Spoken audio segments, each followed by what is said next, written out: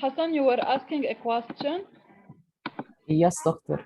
Okay. My question was إذا كانت الماتريكس the given matrix بتنعمل diagonally dominant matrix Yeah. بس the question didn't mention that You keep it as it is. even if there was a possibility to diverge. Look, هلا أنا because to avoid confusion, I will tell you what to do. يعني I will tell you if I want you to transform it to a diagonally dominant, I will tell you. Okay? Okay. If I don't tell you anything, you keep it as it is and you proceed. Okay, doctor. Oh, Thank you. welcome. Okay, another problem. Using Gauss-Seidel iterative method gives the solution of the following system using a stopping criterion of 2%. Take as initial guesses C1 equals to C2 equals to C3 equals to 0.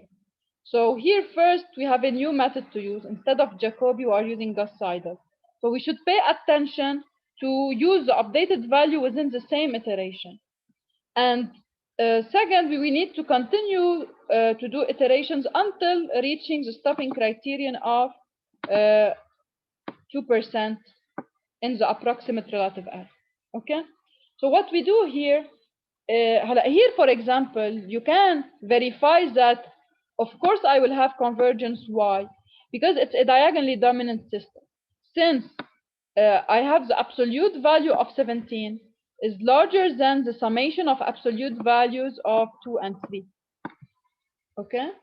And I have that mine is the absolute value of 21 is larger than the absolute summation of absolute value of 5 and 2. And finally, for the third equation, 22 is larger than 5 plus 5. So this is a diagonally dominant system. So I am sure then that in this case, I will have a convergent solution.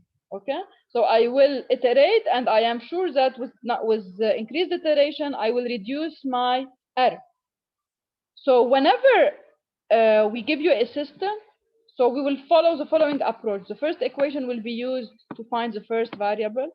Here, of course, you should proceed in this way. When it is diagonally dominant, the first equation should be used for C1, the second equation for C2, and the third for C3. Because if you switch, and if you use now the first for C3, for example, you will not take the advantage of the diagonally dominant matrix. When it's a diagonally dominant matrix, I should always use the first equation for the first variable, the second equation for the second variable, and the third equation for the third variable. And as I told you, in general, keep this order to have, for us all to have the same result. Because if you switch equations, and if you use equation 1 for C2, for example, and equation 2 for C3, and equation 3 for C1, then you will obtain a solution, but it will not be the same. And of course, here, using the first for C1, the second for C2, the third for C3 is the best choice because already it's a diagonally dominant as it is. Okay? So even if the system can be done diagonally dominant, okay, if I don't tell you to do it, don't do anything. Just take for the first equation for the first variable, second equation for the second, and the third equation for the third. Okay, because if you do any switch, you will have a solution, but will not have the same solution. Okay, so to have the same solution, we should proceed in a similar way. So now, by doing this, we will take advantage here of the diagonally dominant system to be sure that we will have a convergent solution. And then our first equation will be C1 equals to 500 plus 2C2 plus 3C3 over 17.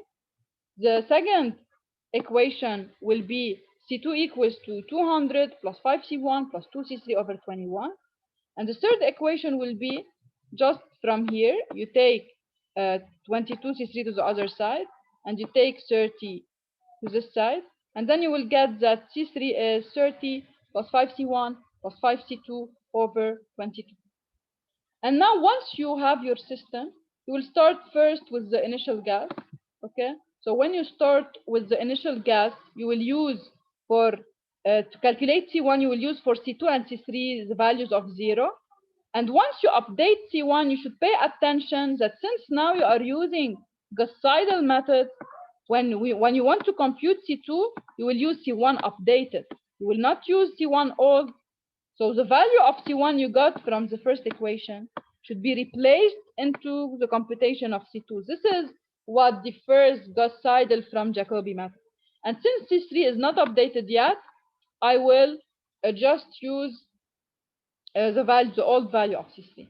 Now, once I have C1 updated and C2 updated, when I want to compute C3 using Gauss-Seidel, I should replace C1 by the updated value, and I should replace C2 by the updated value. And here, since my system is diagonally dominant, using Gauss-Seidel will give me a solution in a faster way, because already I am sure that my system is convergent. And Gauss-Seidel will update values within iteration, so I can reach faster convergence compared to Jacobi. So now, I will, yes? ما في 2% انه مش حطيت ما حطيت لنا 2% بحسبها 10%. لا بدي اقول لك اجباري اعطيك كرايتيريا. اذا ما مثلا question 1 حسبناها 10% ولا لا؟ لا question 1 قالوا لنا do 7 iterations.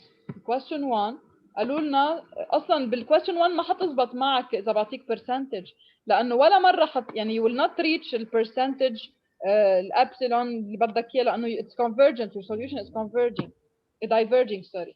يعني ببروبلم 1 كانت diverging solution، يعني اذا بعطيك stopping criterion ولا مره حتوصل له، ما حتقدر توصل له الا اذا كان كثير كبير، يعني بس عاده بيعطوا stopping criterion small 1% 2%، حتى 10% ما حتزبط معك هون لانه you have a diverging solution. So this is why in problem 1 they asked to do a certain number of iterations, and it was clear after performing this number that your solution is diverging and it's not converging. Okay, while here you are sure of convergence because your system is diagonally dominant. Okay, so what you have to do is then to continue to iterate until reaching the stopping criterion, which is 2%. هلا بالprevious problem إذا سألوكم what can we do, what can you suggest in this problem, what can you suggest to try to make it convergent? What can you do? Under relaxation. Very good. I can try to use under relaxation. I can try to use I start for example with 0.9. If it will not work, I decrease it. I can still decrease it to be close to 0, but maybe none of the strategies will work. Under relaxation is not guaranteed to give me a convergent solution. It can give me a convergent solution, but it's not guaranteed to give me. I might use very small relaxation factors, still I will not reach a convergent solution. If it's possible to have a diagonally dominant, I can switch rows, but here it will not work. Because as we discussed together, if we switch, we still have a problem. Because this equation should be the second one, and this also should be the second one. So whatever switching you do, you will end up with a diagonally non-dominant system. Okay? Probably maybe you can try to switch the equations. You can try to do it because due to round off error, you will not have same results. You can say if this equation was working for x and this for y, it was not working well. Let me try to use this equation for y and this for x. You might have different results. So you can do several trials to see what can help you. You can use under relaxation with switched values, with switch equation, to try to get a convergent result. But at the end, all these strategies might not be able to ensure convergence because the system cannot be converted to diagonally dominant. If it can be converted, you can guarantee convergence. If cannot be converted to diagonally dominant, you can try. You can try to use different equation for this variable. You can try to do under relaxation. But at the end, you can expect that it might work, it might not. Okay?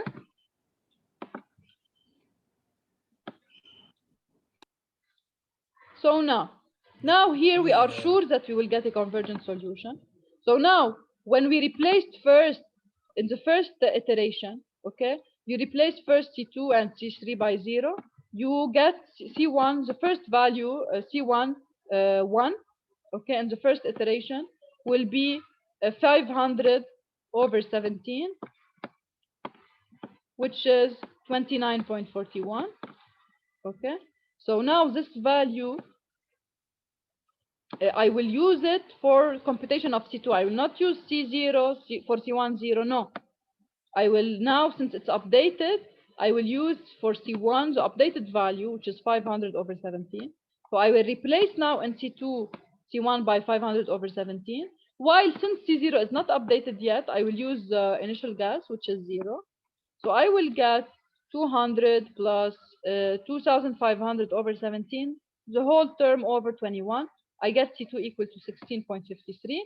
And now, since I updated both C1 and C2, when computing C3, I will replace C1 by 29.41, and I will replace C2 by 16.53 to get that C3 is 11.8. Okay, now I updated my three values, C1, C2, C3. I move to next iteration. And again, in next iteration, first for C1, to compute C1, I use the old values of C1, C3. Once I have C1 updated, I will use in C2, C1 updated and C3 old. And now I have C1 and C2 updated. So when I replace in C3, I will use C1 updated and C2 updated. Okay, and I will continue to perform iterations until reaching a satisfying my satisfying criterion of convergence. So for the first iteration, you can calculate the approximate error, but I don't advise you to do so because already the initial gas will be إلا إذا بالحظ the initial gas is very close, but no, it will not happen in general. So this is why no need to calculate the approximate error in the first iteration. You can start to calculate approximate relative error between second and first iteration, then between third and second iteration, etc. And here you can see that once you do the third iteration, you will have the three approximate relative error for C1, C2, and C3 smaller than 2%. Please pay attention. The criterion of convergence should be satisfied for the three variables. Because if one of the three variables did not reach the stopping criterion, I cannot stop. I should proceed. So as you can see here, epsilon A for C1 is 1.4%. Epsilon A for C2 is 1.3%. Epsilon A for C3 is 1.3%. And how I got these values, all I did is I did the following. For epsilon A 1, I just did C1 calculated from third iteration minus C1 calculated from second iteration, and I consider, of course, the absolute value over C1 calculated from the third iteration. Okay, and then I obtain a value that is lower, so over the absolute value of C1 in the third iteration, and I can multiply by 100 to get a percentage. So as you can see, I will do this procedure for epsilon A1, epsilon A2, epsilon A3. I got for the three variables approximate relative error lower than 2%. So my criterion of convergence is satisfied, and I will stop here. So it's enough to do three iterations. So you can see how much this method is fast. So always expect that if you have a diagonally dominant system, Gauss-Seidel will be fast in convergence. Okay. دكتور بالكالكوليشن نعم مثلا بنعمل لك اول iteration مع values حتى نوصل مثلا 29.41. second iteration فينا نحط لك الفاليوز هيك او yes فيكم تعملوا iteration very detailed والباقيين تقدروا تعملوهم على الكالكوليتر. اوكي بس try to use four digits after the comma to have accurate results. اوكي بس دكتور فيك تعلي شوي لفوق بليز. Yes. هون سيرج. Yes. ماشي الحال. Thank you, doctor. Well. Okay. Now, in problem 3, using Gauss-Seidel method and an under-relaxation value of 0.9 gives the solution of the following system after 2 iterations. Take as initial guess x1 equals x2 equals x3 equals to 0. So when they give me an under-relaxation value, I should pay attention to always when I find the updated value of a variable, I should relax it. Okay, so here, since we are using under relaxation, we will use the following formulation that xi relaxed, okay, is equal to lambda times xi new plus 1 minus lambda times xi old. Okay, and of course, since it's Gauss-Seidel, we should relax before replacing. I update, whenever I update a value, I relax it and I use the relaxed value in the second equation. What do we mean by this? If we look at this system here, at first we can see if the system is diagonally dominant or not, to see if we expect convergence or not. So here you have 4 is larger than 1 plus 1. So the condition is satisfied for the first equation. 8 is larger than 6 plus 0. So it's satisfied for the second. And 12 is larger than 5 plus 0. So it's a diagonally dominant system. So I am sure that my system will converge. Okay. Now, this is why in general, if you want, when I am sure that my system will converge, it's not very efficient to do under relaxation. I can do it, but no need. Why we apply under relaxation in general? We apply it if our system is not converging well, if it's oscillating, if it has an oscillating pattern, or if it has a high divergent pattern. So in case my system is guaranteed to converge, instead of under relaxation, I can try over relaxation. So here, the question is not very efficient. We will do it, of course, because they ask to do under relaxation. But no need.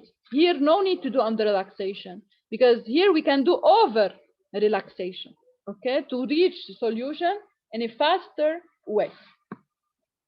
So whenever you have a diagonally dominant system, you can suggest to use over relaxation, not under relaxation. Okay. So now, since it's diagonally dominant, so of course I will take the first equation for the first variable, second equation, and in all cases, as we agreed together to have same results, we'll take the first equation for x1, the second for x2, the third for x3. Despite that, we are free to take what we want. It's not wrong in general. If I give you any system, is a diagonally dominant, you can say I want to take the first equation for x3, for example, not for x1. If I have a diagonally dominant system, to benefit from this advantage of having it diagonally dominant, I should take the first equation for x1, the second for x2, the third for x3, because if I don't do so, ما بيقعد diagonally dominant. ساعتها بتصير السوليوشن تبعي يمكن تكون divergent. هي الidea when you make it diagonally dominant انه انت diagonal in the first equation coefficient of x1 هو the highest one, highest than the absolute value of summation of absolute value of other elements. انت اذا كانت diagonally dominant وجيت قلت بدي استعمل the first equation for x2 ما عاد استفدت من behavior of diagonally dominant matrix لانه بطلت عم تستعمل the corresponding equation to the right variable. Okay, so نحن always we will follow the method of taking the first equation to the first variable, but here when it is diagonally dominant لازم ناخدها for the first, will second equation for the second, will third equation for the third, to benefit from the advantage of diagonally dominant. إذا ما diagonally نعم sorry إذا otherwise مثلا إذا أنا بدي أجيب أول equation ل x2 otherwise I cannot guarantee convergence. إذا كان هو diagonal ما هي أصلاً شو فكرة diagonally dominant؟ إنه أنت أنا قصدي إنه yes. إذا مثلاً ما رح نعمل هيك، بس إذا بدي أجيب الأول equation ل x2 I need to إنه حط الأكبر coefficient للX2. ساعتها اذا بدك تعمل ساعتها بدك ترجع تعمل سويتش، ما هو diagonally dominant، ليش بدك انت ترجعي تحوليه؟ عرفتي؟ يعني انت اذا بدك تاخذي اول equation ل x2 بيصير diagonally dominant، بدك تحطي هيدي الايكويشن فوق. ثاني equation بدها تصير هي الفيرست. اوكي، لانه هي what is the idea of diagonally dominant؟ Yes. انه الاعلى coefficient هو للفاري اللي هو اكبر من السميشن للابسوليوت فاليوز كلها لهوليك الكويفيشنت، بيكون الكويفيشنت اوف ذا فاريبل اللي انا بدي اجيبها. يعني هون نحن we ensured انه هيدا الاليمنت in absolute value is larger than summation of absolute values of other elements. ساعتها فينا نكون اكيدين انه اذا استعملنا هاي الايكويشن ل x1 واستعملنا الايكويشن اللي هي diagonally dominant ثاني وحده هي multiplying x2، فاذا لازم نستعمل هاي الايكويشن ل x2.